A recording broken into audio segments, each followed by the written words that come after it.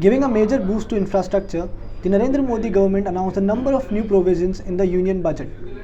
We have with us Amit Gupta, Director Deloitte, to discuss more on the same.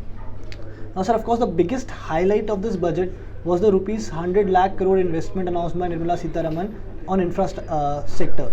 What do you make of it? I think this budget has testifies the aspirations of the government to boost infrastructure and connectivity in the country by investing almost 100 lakh crores. They have focused on the development of logistics infrastructure, reducing the overall cost of transportation, bridging the urban and rural divide by a host of measures like rural connectivity through roads and urban connectivity through metros. I believe the success of these initiatives will largely depend upon creating blueprints of large programs so that the government is able to attract private sector investments. There's also a proposal for public-private partnerships for railways. How do you think that can benefit the growth of Indian Railways? As we traditionally see, the railways has been a slow adopter of public-private partnership model as compared to other sectors like roads and aviation.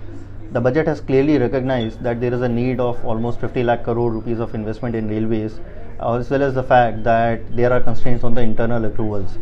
The budget has given a target of almost 30 lakh crore to come from the PPP models. I believe that the success of this initiative will largely depend upon change in a mindset where the railways would have to find various avenues of bringing in the private sector investment, as well as would have to involve the private sector and various stakeholders at each stage of policy development. Okay. For example, the PPP for track development is a very interesting concept given in the budget. And we hope that this is not for a one-off project, but at a program level, again for a larger network, they can look at private sector intervention and track development.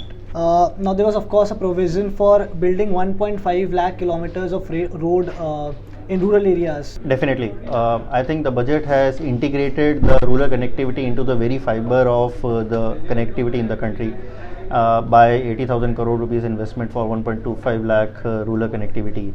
The benefit is that every investment, every rupee spent in the rural connectivity can have a big role in promoting agri-logistics, and initiatives like ENAM can then significantly contribute to development of first and last mile connectivity. A major part of the budget, in fact, Finance Minister's budget speech was focused on the infrastructure sector.